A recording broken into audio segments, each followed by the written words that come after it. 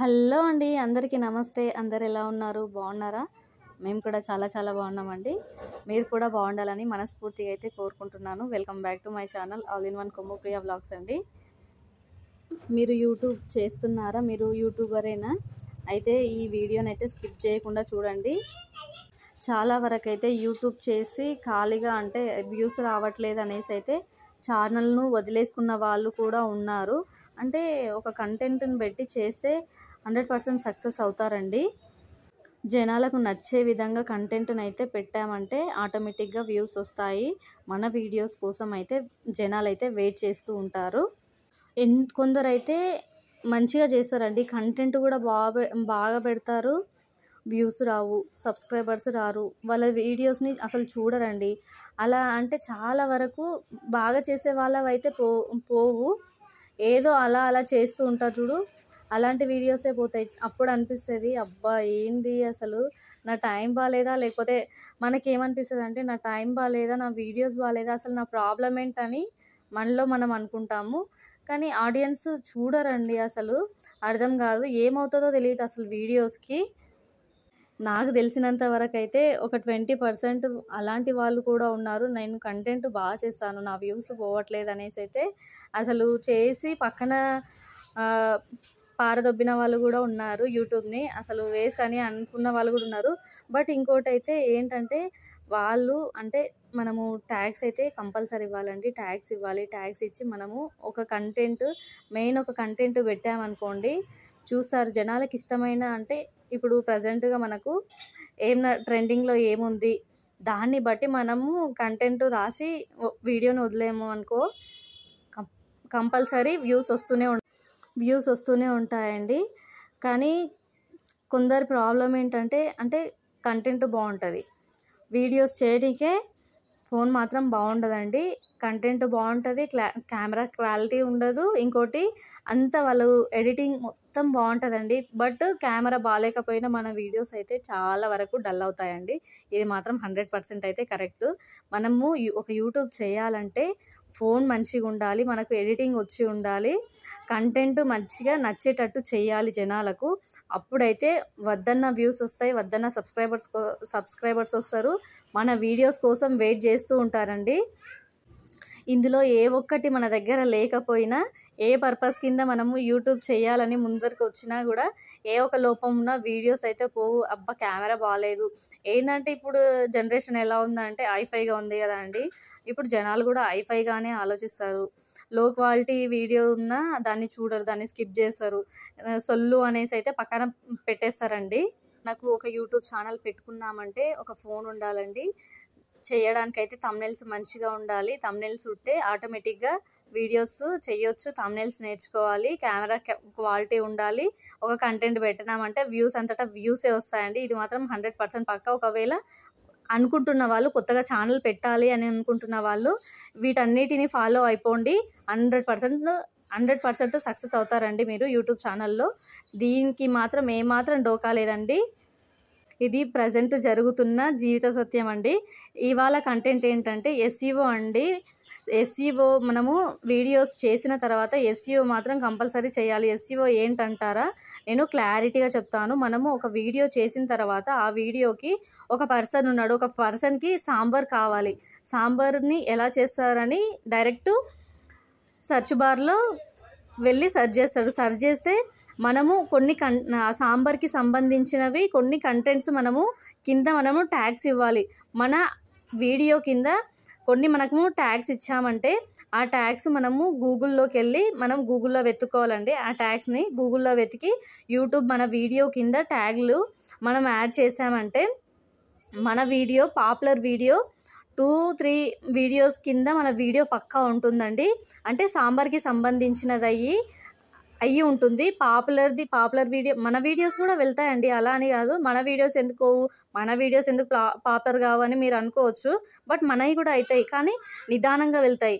1 ఇయర్లో అంటే వాళ్ళు ముందే చేసి ఉంటారు. మనము ఇప్పటికిప్పుడు చేసి ఇప్పటికిప్పుడు మనం పాపులర్ కాలేం కదా. దేనికైనా టైం అంటూ కావాలి కదా. సో అందుకనేసి అయితే కొంచెం వేచి ఉండాలండి. వేచి ఉంటే కంపల్సరీ సక్సెస్ అవుతాం. కానీ ఈ వీడియో మనము చేసిన ప్రతి వీడియోకు ట్యాగ్స్ మాత్రం ఇవ్వండి. ట్యాగ్స్ ఇస్తే మీ వీడియోస్ మిలియన్స్లో వెళ్తాయండి. ఇది మాత్రం పక్కా. ఇప్పుడు ప్రజెంట్ అందరు చేసేది కూడా ఇదే అండి. ట్యాగ్స్ అయితే కంపల్సరీ ఇవ్వండి. ప్రతి వీడియో కింద మనము ట్యాగ్స్ ఇవ్వండి. ఆ ట్యాగ్స్ ఎలా ఇవ్వాలో నేను స్క్రీన్ షాట్ కింద నేను చూపిస్తాను, చూడండి, క్లారిటీగా చూపిస్తాను. ఇలా ట్యాగ్స్ ఇవ్వడం వల్ల ఒక పర్సన్ సెర్చ్ చేసినప్పుడు మన వీడియో కంపల్సరీ వస్తుందండి పాపులర్ వీడియో కింద. అయితే మనమైతే గూగుల్ని క్రోమ్లోకి వెళ్ళండి. గూగుల్ అంటున్నాను. క్రోమ్లోకి వెళ్ళి ఇక్కడ ఏంటంటే ర్యాపిడ్ ట్యాగ్స్ అని ఉంది కదా, దీన్ని క్లిక్ చేయండి. ర్యాపిడ్ ట్యాగ్స్ వచ్చేసింది కదా. మనకి ఇప్పుడు ఏం కావాలి, యూట్యూబ్ ట్యాగ్ జనరేటర్ అని ఉంది కదండి, దీన్ని క్లిక్ చేయాలి. చేసిన తర్వాత enter your text your YouTube video అని ఉంది కదా అండి, దీన్ని క్లిక్ చేసామంటే కర్సర్ ఇక్కడ వచ్చేస్తుంది. మనకి ఇప్పుడు ఏం కావాలి, ఒక ఫిష్ కర్రీ కావాలనుకుందాం.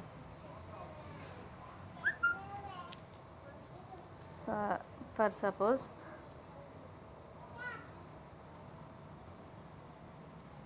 ఒక tomato curry, tomato chutney, tomato నిల్వ పచ్చడి అని కొడుతున్నా. నేను ఆల్రెడీ దీనికి ట్యాగ్స్ ఇచ్చాను, ఎలా చేశానో చూడండి. నిల్వ పచ్చడి అని కొడుతున్నాను.